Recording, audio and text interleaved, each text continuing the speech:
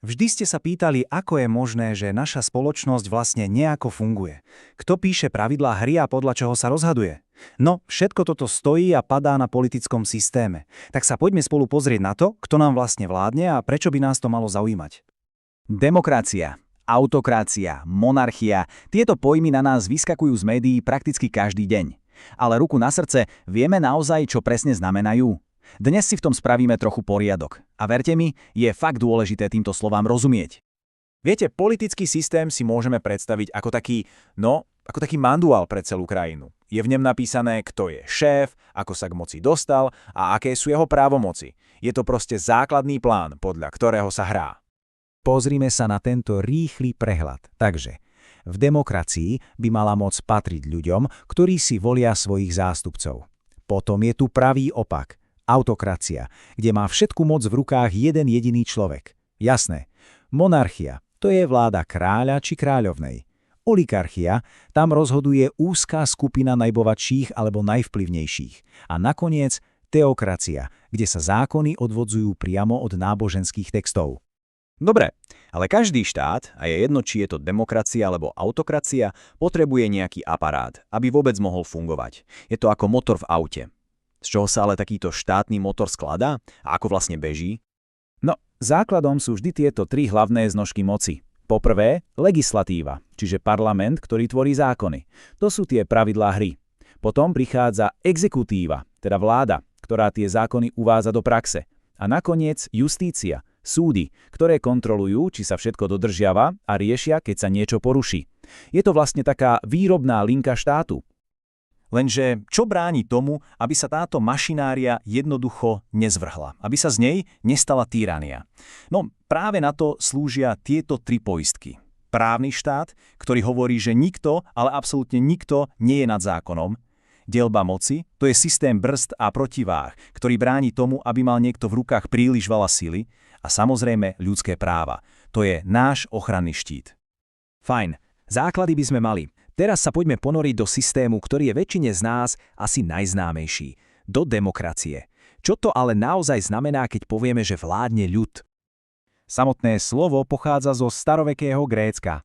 Demos znamená ľud a kratos vláda, teda vláda ľudu. V podstate je to systém, ktorý dáva občanom možnosť zapojiť sa do rozhodovania. Ale ako to reálne vyzerá v praxi? Existujú v zásade dve formy. Naľavo vidíme tú priamu demokraciu, akú mali v starovekých Aténách. Tam všetci občania hlasovali o zákonoch priamo. To sa dá, keď je vás pár tisíc. Ale v dnešných mnohomiliónových štátoch je to samozrejme nemožné. Preto máme zastupiteľskú demokraciu. Volíme si zástupcov, ktorí potom rozhodujú v našom mene. Ale pozor, demokracia to nie sú iba voľby každé 4 roky. Vôbec nie. Je to celý zložitý ekosystém. Musia existovať slobodné a férové voľby, jasné, ale rovnako dôležitý je aj právny štát, deľba moci, rešpekt k základným právam, fungujúca opozícia, ktorá kontroluje vládu a slobodné médiá, ktoré prinášajú informácie. Všetky tieto dieliky puzzle musia do seba dokonale zapadať. A teraz prichádza kľúčový moment, pretože slovo demokracia samo o sebe nemusí stačiť. K nemu patrí ešte jeden malý, ale absolútne zásadný prívlastok, ktorý mení úplne všetko. A to slovo je liberálna. Čo to znamená? Liberálna demokracia je systém, kde aj ten, kto vyhrá voľby, má jasne stanovené hranice. Tie hranice určuje ústava a chránia naše individuálne slobody. Či už je to sloboda slova, zhromažďovania alebo práva menšín. Predstavme si to ako dve misky na váhach. Na jednej strane je demokracia. Jej princípom je vláda väčšiny. Na druhej strane je liberalizmus, ktorého úlohou je chrániť práva každého jednotlivca pred touto väčšinou. A zdravý štát potrebuje dokonalú rovnováhu medzi oboma.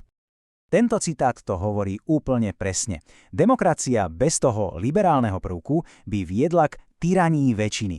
A čo to je? No, to je stav, kedy si väčšina môže odhlasovať čokoľvek sa jej zachce. Aj na úkor menšiny. A to už s ozajstnou slobodou nemá nič spoločné. Lenže, čo sa stane, ak sa táto rovnováha poruší? Keď síce máme demokraciu, ale postupne prichádzame o slobodu. A presne o tom je táto posledná časť, o fenoméne, ktorý nazývame neliberálny štát. Skúsme sa nad tým zamyslieť. Čo ak v krajine síce sú voľby, ale média už nie sú slobodné?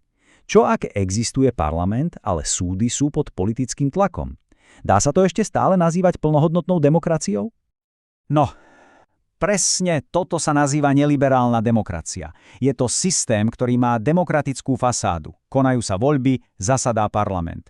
Ale za touto fasádou sa potichu a postupne demontujú všetky tie poistky, ktoré majú chrániť našu slobodu. A ako k tomu dochádza? Ten scenár býva často desivo podobný.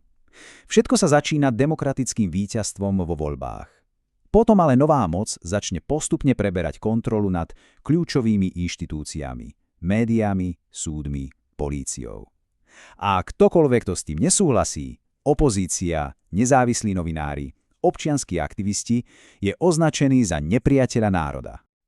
A čo je palivom pre tento nebezpečný trend? Veľmi často sú to emócie ako strach a hnev. Politické hnutia, ktoré stavajú na nacionalizme a populizme, tieto emócie využívajú, aby sa dostali k moci a potom ju zneužijú na oslabovanie liberálnych poistiek. A tým sa dostávame späť k našej úvodnej otázke. Stačí, že sa v krajine konajú voľby, aby sme ju mohli považovať za slobodnú? Myslím, že po tom všetkom, čo tu dnes odznelo, je odpoveď viac než zrejmá. Demokracia bez slobody je len prázdna škrupina. Alebo nie?